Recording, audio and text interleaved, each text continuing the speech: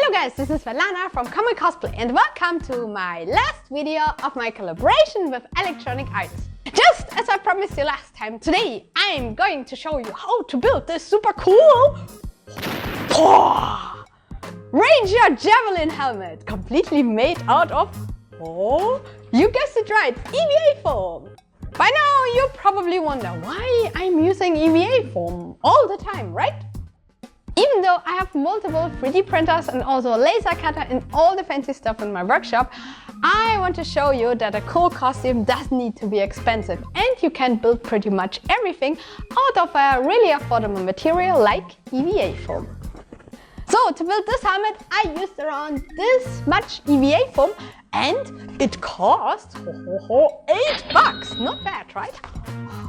But now you probably wonder, oh mighty smart and very beautiful Camo, what shall I do with all the money I saved this way?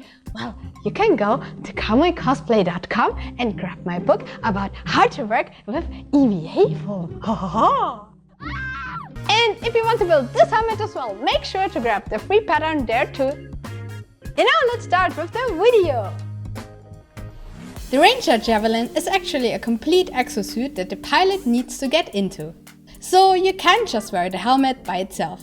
However, I thought it would be a cool prop to hold and make my Freelancer costume more recognizable. Electronic Arts was nice enough to send me the original 3D file of the helmet. Sadly though, I couldn't use it to make my foam version. To help me with that, Benni built a very simplified model of the helmet in Blender. Then he imported it into the program Pepakura Designer, which basically unfolds the surface and turns it into a printable template. Now Benni only had to print it out on thick paper, cut the parts free and then connect them with a lot of tape. This work step always takes forever. At least he only had to create one half. After he was done, I grabbed his paper helmet and began cutting it apart again.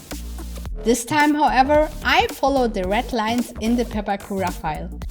The helmet was supposed to have little gaps here, so it was just logical to build it following these shapes.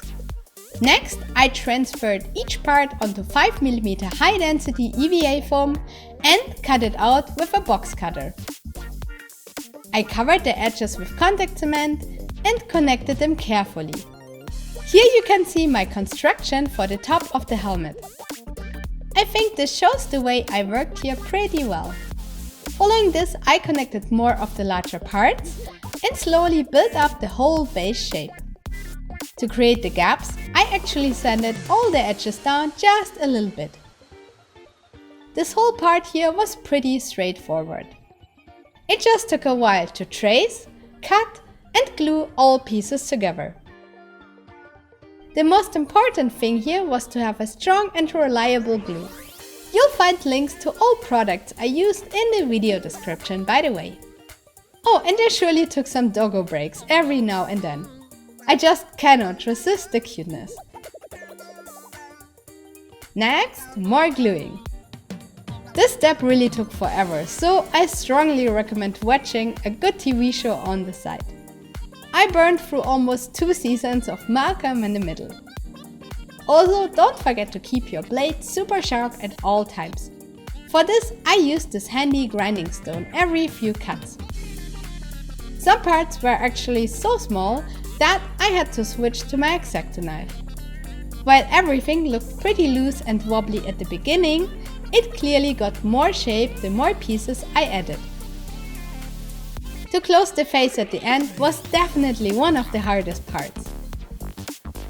Almost done with the base though. Now I only had to fill out the last gaps and cover the remaining holes with some extra foam from the inside. So far so good. Next, it got more interesting again, adding the details. I constantly looked at the original reference to check what I needed to build. Then I roughly cut out all the smaller shapes and glued them all over the helmet.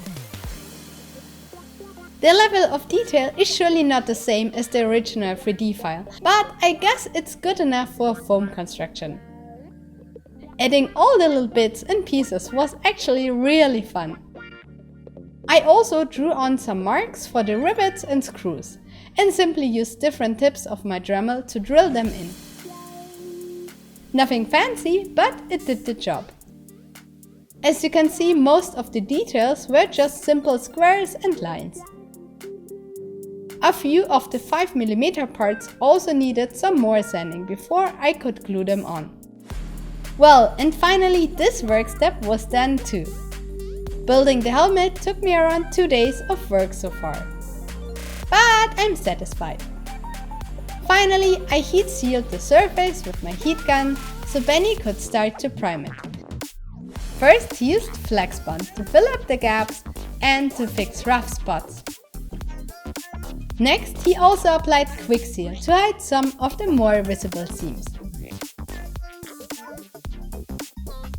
And last but not least, I grabbed my favorite spray-on rubber and covered the whole helmet in several layers.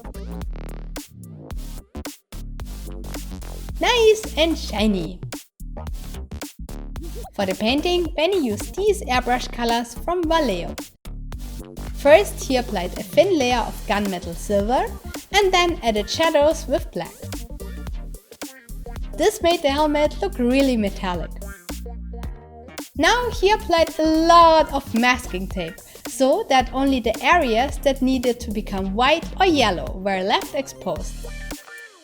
Since yellow is not very covering on a dark surface, he sprayed white over everything first. Next he taped over the white areas and added yellow with a little bit of orange gradient. And then the moment of truth, getting rid of the masking tape. Luckily, it all turned out great. Benni only had to clean up and add a few more details by hand. He also dabbed on some texture, silver scratches and brown weathering. Last but not least, he sealed his work with a satin spray varnish. Well, and with this, my Ranger Javelin helmet was done. I'm super happy how well this turned out.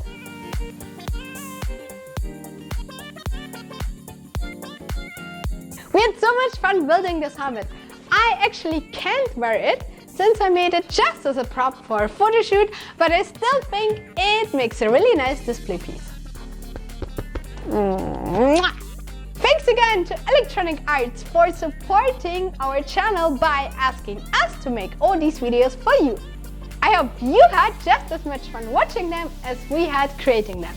So write me a comment if you still have any questions, and don't forget to subscribe to our channel, hit the notification bell and support us on Patreon. Thank you very much. See you soon. Bye bye.